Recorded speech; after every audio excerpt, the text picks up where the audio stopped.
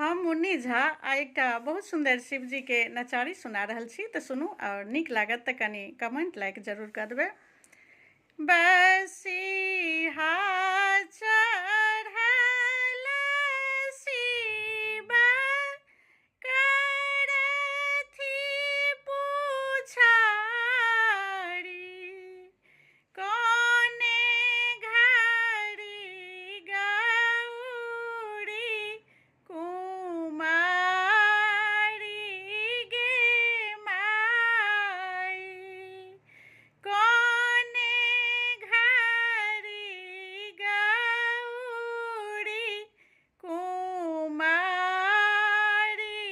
गे माई।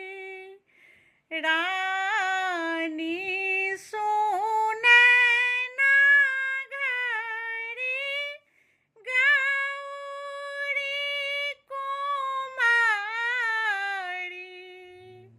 शिव देली आसन बिछाई गे माई, शिव देला आसन बिछाई गे माई। घड़ी सब बाहरी भेली माई मनाएन, घड़ी सब बाहरी भेली माई मनाएन, कोने जोगी ठाढ़ी छथि द्वारी गे माई, कोने जोगी ठाढ़े छथि द्वारी गे माई। लिया लिया आहि जोगी भीख हमारी, देखियौने दोसर दुआरी गे माई।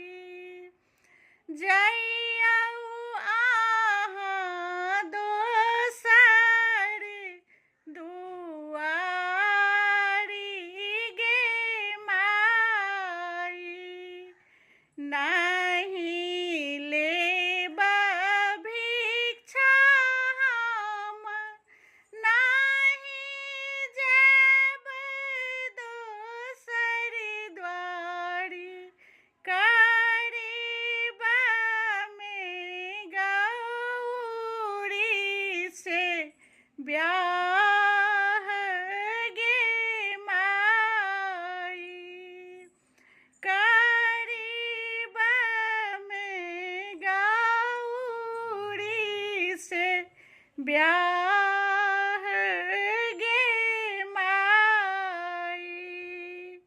कान लगिलन खीजा लगली माई मनाएन,